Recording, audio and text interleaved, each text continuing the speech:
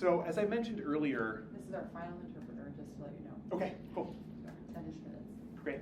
As I mentioned earlier, there is a long tradition and history of winemaking in Spain. But this younger generation is taking over their old family wineries. Of the wines that I serve in Canandaigua, we have some where the families have been making wines at their estate since the 1600s, the 1300s. So families have been doing this for hundreds and hundreds of years. Well, we know a lot more now than we did back then about the impacts what we do with our earth have on them. And they didn't have pesticides in the 1300s, of course, okay?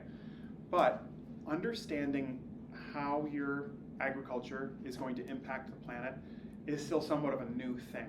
So as these younger family winemakers take over their family wineries, they're more aware of sustainability, taking care of the land. And they're also much more aware, if you can imagine, even in 1976, when Spain's doors opened back up and they started sending wine over, imagine how long it would take somebody making wine in Spain to find out what somebody in California wanted to drink. Okay? Weeks. Okay, maybe I guess a phone call. So let's go back another 50 years. Let's go to 1920. How long would it have taken someone in Spain to find out what somebody in Napa Valley felt like drinking? What is the trend?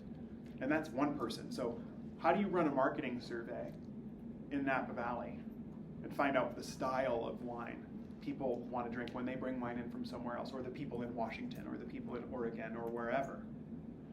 How long would it take to do that today? Hold on, I'll do it right now. I just did a survey on Instagram of California, and I can tell you what they want to drink.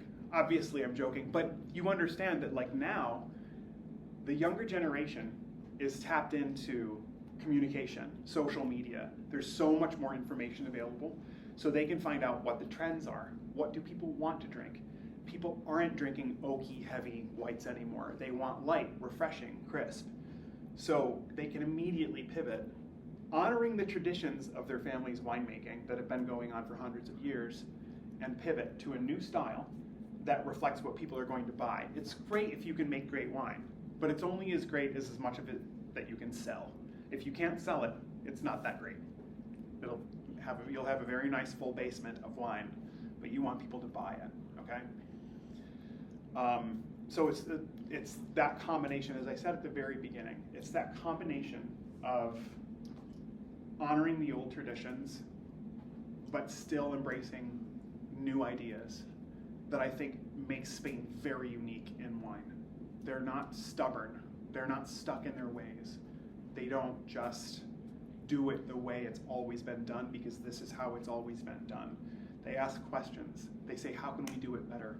How can we move more? How can we do it in a more holistic way? How can we make it more exciting? How can we make it more interesting? How can we make it more sustainable? So asking these questions is a very hard thing to do. When we go to Burger King, we know what we like, and that's what we get. We don't ask ourselves, what could I be getting different? Maybe a fish sandwich would be better for me or something. We don't ask ourselves these questions. It's very hard to take a tradition that we're comfortable with and put a new lens on it and try to treat it in a new way. And that's one of the reasons I love Spain. So you can see from all these concepts together, they all work together. It's really almost a perfect storm of influence that gives so many opportunities for price and quality to work together. And that, to me, is Spanish wine. So I encourage you to try it. I did a tasting down at New York Kitchen, which is down in Canandaigua. Before I opened the restaurant, it was a preview. And when I served the last red wine at this little tasting, everybody in the room gasped. Everybody said, ooh, this is such a good wine. This is so good. And so I said, how much do you think this wine cost? And people said, $27. $22, $31. I said, well, I will admit I did get it on sale. It was $1 off, so I paid $8 for this bottle of wine. And it's organic, by the way. So that's the kind of value I'm talking about in Spanish wine. Now, you can spend $450 on a bottle of wine if you want to, but there's a lot more wine closer to the $8 mark. So some weekend, assuming that you're of the appropriate age, give yourself a $12 budget and go get a really fun bottle of Spanish wine. It's cheaper than juice boxes. So take a look at Spanish wine. That's Pincho. Come and find us. And do we want to do some questions? Anybody have any questions? We have a few minutes for questions. Sure. Comments. Yeah, that'd be great. You know, I do have a question. Sure. I get jealous when I see presentations like this because I'm allergic to basically any wine on the planet that's made in America. So I'm wondering if I were to get a Spanish wine, like in Italy, I can drink the wine, but if I drink anything made in this country, or I should say manufactured, because they add a lot of stuff to it. Do you think that I would have more luck maybe with a Spanish wine since they do follow more organic practices? I wonder if you've had that experience with anybody. I had a guest last night who had the same comment, and she said that American wines give her a headache and that she has a reaction to them, but she didn't have a problem with Spanish wine. Okay. I think that it's a number of things. I think that, yes, doing it organically and not including a lot of additives. A lot of wines, this is capitalism at work. A lot of products in the US generally are made to make as much money as possible, as quickly as possible, and that means selling to as many people as possible. So if this year was much rainier and colder than last year, which it wasn't, but you know what I mean, then you got to sell the same 2 million people this wine, so it can't be too different. So they have to add things to it to make it not be too different. And that's where you run into problems.